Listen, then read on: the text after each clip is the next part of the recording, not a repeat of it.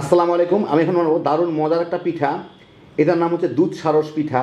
এই গরমের মধ্যে এটা খাইতে যে কতখানি রিফ্রেশিং আর কি যে মজা, একবার বানালেই বুঝবেন। তৈরি করা কিন্তু খুবই সোজা, ঘরে থাকা সাধারণ জিনিসেই তৈরি। তো আসেন দেখি শুরু করা যাক।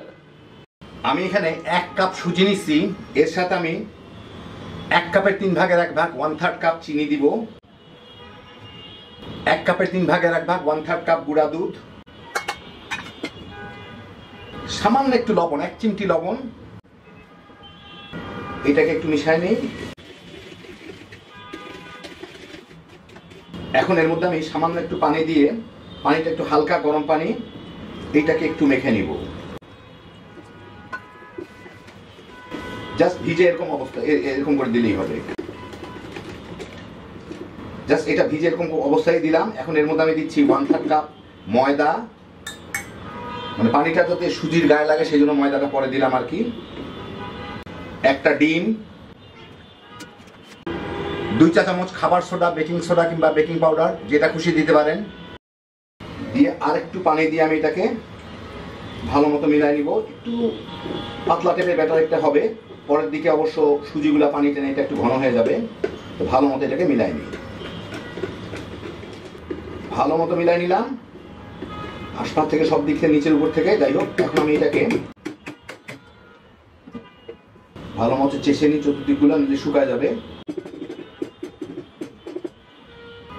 ঢেকে রেখে দেবো 10-15 মিনিট, যাতে সুজিগুলো ভালো মতো ফুলতে পারে। তারপরে পিঠাগুলো 10 মিনিট পরে দেখে আমার ব্যাটারের অবস্থাটা কি।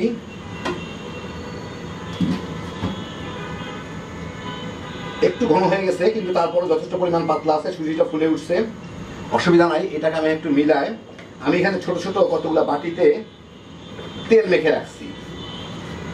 একটা ব্রাশ দিয়ে প্রত্যেকটা বাটির মধ্যে একটু তেল মেখে রাখছি আশেপাশে চতুর্দিকে। এখন আমি এগুলোর মধ্যে আগেই সবগুলোকে মেখে রাখছি, আপনাদের এমনি দেখাইলাম আমি। এখন এইগুলোর মধ্যে আমি এই ব্যাটারটা ঢেলে দিব অর্ধেক পর্যন্ত, পুরা যাতে না হয়, কারণ এটা তো ফুলবে, ফুলার পর যাতে উপচায় পড়ে না যায়।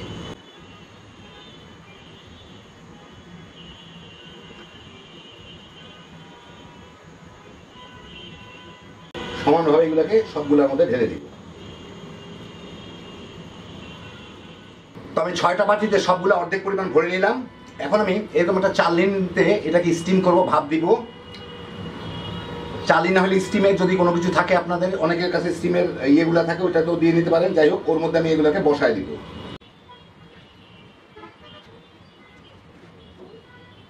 বাস 6টাকেই বসায় দিলাম। এটা এখন আমি ভাপে দিব। আমি একটা বড় কড়াইয়ে কিছু পানি ফুটায় নিছি, এর মধ্যে আমি স্টিমটা করব। তো আমি যে চালনিটা দিয়ে স্টিম করব, এইটা কড়াইয়ের মুখে মুখে বসে যায়, পানিতে টাচ করে না, সেই জন্য আমি এটা দিব। আর যদি টাচ করতো তাহলে আমি একটা স্ট্যান্ড বসাই দিতাম এর উপরে, তার উপরে আমি এই চালনিটা বসাইতাম। তো যেহেতু আমারটা টাচ করে না, সেহেতু আমি সরাসরি এইভাবে রেখে দিতে পারি, এইটা পানির উপরেই থাকবে। তো আপনাদের কোনো কিছু যদি থাকে যেটা পানি টাচ করে না, সেটার মধ্যে দিতে পারেন, কিংবা পানিতে লেগে গেলে একটু উপর দিকে দিয়ে দিতে পারেন, একটু একটা স্ট্যান্ড দিয়ে বসায় একটু উপরে দিতে পারেন। তো এখন এইটাকে এর মধ্যে বসায় আমি ঢেকে 10 থেকে 12 মিনিটের মতো জাল দিব। বাইরে থেকে দেখা যাবে এটা ফুলে হয়ে গেছে। চুলার জালটা এখন আমি কমায় দিব, জাস্ট পানিটা ফুটতে পারে এইরকম। আমি একটা কড়াইয়ে 3 কাপ দুধ নিয়ে নিচ্ছি, এর মধ্যে 1/3 কাপ, 1 কাপের 3 ভাগের 1 ভাগ গুঁড়া দুধ দিব, আধা কাপ চিনি দিব। চিনিটা যার যার স্বাদ মতো দিয়ে নিয়েন। 4টা এলাচ একটু পিঠা পাটায় গুঁড়া করে রাখছি, ওগুলা দিব। দিয়ে আমি এটাকে একটু জাল দিয়ে নিব, এলাচের গন্ধটা যাতে বাইর হয়। দুধটাও একটু মোটামুটি ভাবে 4-5 মিনিট জাল দিয়ে একটু ঘন ঘন হয়ে যাবে আর কি। একদম পুরো ঘন করার দরকার নেই, আর ঘন না হলেও চলবে। জাস্ট সবকিছু একসাথে মিলাই নিব। তবে দুধটাকে কিন্তু কোনো অবস্থায় বেশি ঘন করা যাবে না, তাহলে কিন্তু পিঠার মধ্যে ঢুকবে না। দুধটা ফুটে ওঠার পরে 3-4 মিনিট জাল দিয়ে নিলাম। এখন আমি চুলাটা বন্ধ করে দিব। বন্ধ করে একটু ঠান্ডা হইলেই, মানে একটু পরেই, ওই যে এলাচি যেগুলো আছে এগুলো যতদূর পারি উঠায় ফেলে দিব। ঠিক 10 মিনিট পরে দেখেন এগুলো ভালো মতো ফুলে উঠছে। এখন আমি এগুলোকে একটু কাঠি দিয়ে খোঁচায় চেক করে নেব। বেশিক্ষণ কিন্তু জাল দেবো না, বেশিক্ষণ জাল দিলে কিন্তু এই ধান কাঠিটা পরিষ্কার বের হচ্ছে, কোনো কিছু লেগে নাই, প্রত্যেকটাই হয়ে গেছে। বেশি জাল দিলে কিন্তু একটু লালচে টাইপের হয়ে যাবে, সেই জন্য আমি 10 মিনিট জাল দেওয়ার পরে যখন হয়ে গেছে, বাস চুলাটাকে বন্ধ করে দিব। দিয়ে এটাকে একটু ঠান্ডা করে এর থেকে খুলে নিয়ে দুধের মধ্যে ছাড়তে হবে আমার। পিঠাগুলা একটু ঠান্ডা হলেই, মানে ধরার মতো ঠান্ডা হলেই আমি এটাকে উঠায় নিব থেকে পাশগুলাকে একটু এইভাবে ছুরি দিয়ে ছাড়া দিলেই হয়। এই যে নিচ থেকে খুলে আসে, হয়ে গেল সুন্দর আমার গুলগুলা পিঠা। এগুলাকে আমি এখন এই দুধের মধ্যে ছেড়ে দিব।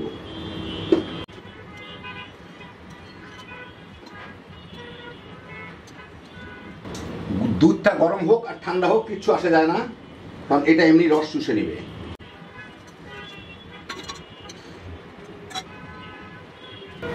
এখন এটাকে আমি ঢেকে রেখে দিব 1 ঘন্টা, মাঝে 2-1 বার উল্টায় দিব, কারণ এই পুরা দুধে ডুবে নাই, এটা কিন্তু দুধটাকে প্রায় চুষে নিবে।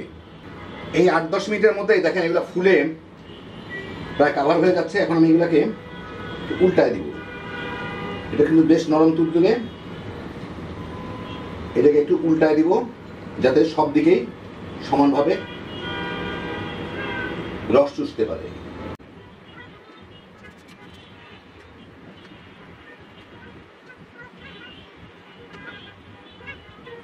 আবার ঢেকে দিব, আবার ঢেকে দিব, এরকম 2-1 বার উল্টা পাল্টা দিয়ে এটাকে রসে ভেজায় নিতে হবে।